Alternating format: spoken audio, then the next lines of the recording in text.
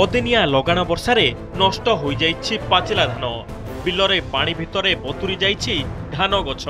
किछि धान केंडारू गजा मध्य बाहरिलाणी।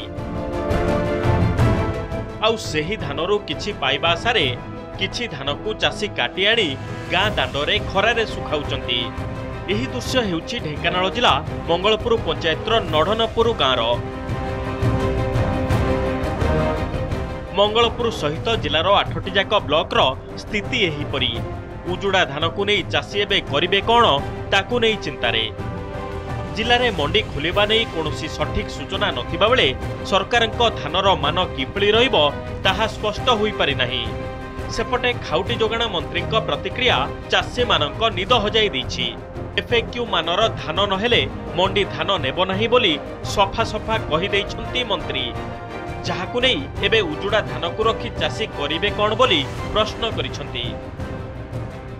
सब धार उधार करके विभिन्न समिति जरिया लोन करथिलु जो 3 टंकिया सुधरे ए सब आनी कि जो चाष करथिलु जो अदिनिया वर्षा हला ए सब धान गजा हे गला जोटा कि अमल करि परनु आमे मूल्य लगेई काटी देइछु। पिलर पंगा पड़छि ताको आ छेदी के आनी पारिनु। से पंगा रे एमती गजा हे जाइछि जोटा कि पूरा नष्ट हे जाइछि। एथुर किछि मिलिबनी। वर्ष जाकर परिश्रम तांकर आज पानी रे भासुची। जोटा कि मु जाइथिली सकाळे निजे जाइकिना बिल एडे देखिछि लोक केमिति तांकर ओदा सुडु सुडु धान को सब सजाडुचंती। मान जदि देखिबे हम सबु चासी कुळ माने चासी भाई माने हताश हेबे। आउ एथिर टिके भी तांको कंप्रोमाइज करिया पई अनुरोध करबी। जो जगह रे से भलिया अछि नुकसान पूरा जदि हेथो ताऊ एफएक्यू मानर हेबनी से आम नहीं पारू नहीं। आउ कहीं आम सीना नहीं जीवु कि एफसीआई से ग्रहण कर तेणु एफएक्यू मान उपर कंप्रोमाइज किसी हम ना। उजुड़ा गजा धानरू किछि पाइबा पाई चाषी वर्तमान धान गुड़ी को रास्तार दांड दुआरे सुखाउछि। वर्षा दाउ साजिला एवं ता परे परे सरकार जो स्वतंत्र रही जे निम्न मानर धान को मंडी रे ग्रहण करा जिवो नै ताकू नै एबे चिंतारे चाषी। पुरी जिला अस्तरंग काकटपुर रे धान अमल सरी आसिलाणी। आउ किछि चाषी अमल करिबारे लागि पड़िछंती। अमल धान को बस्तारे भर्ती करी मंडी को नेबाको अपेक्षा करिछंती चाषी।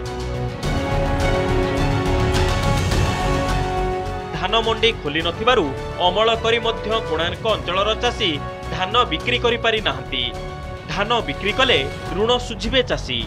जानुआरी प्रथम सप्ताह रे अस्तरंग और काकटपुर ब्लॉक अंचल रे धान मंडी खोलिबाकू धार्य होईछि। अमल धान को रखिबाकू जागा अभाव थिबारु वर्षा हेले धान ओदा होई मान कमिबो बोली आशंका रहिछि। सरकार मना करुथिले मध्य मंडी रे कटनी छटनी होई पारे बोली चाषी आशंका करुछंती।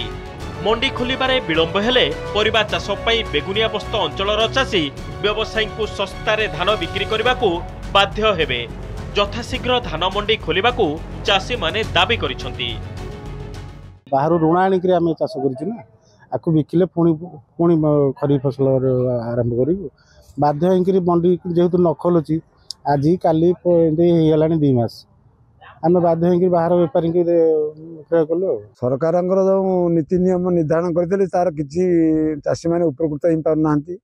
चाषी मैंने धान काटी घरे रखिंट दलार मैंने गाँ गाँ बुलूं कटनी छटनी किसी कौन काटुंट किसी ना जो करते एमएफसी 800 टका बढ़ेबे 2100 टका भितर 800 टका बढ़े 3000 करेंगे तार किसी मूल्य चाषी पाई ना। पूर्व सरकार समय फसल क्षतिपूरण प्रदान और मंडी परिचालना सुचारू रूपे करा जाउथिबा बेले एबर राज्य सरकार मंडी सुपरिचालना रे विफल होइछंती।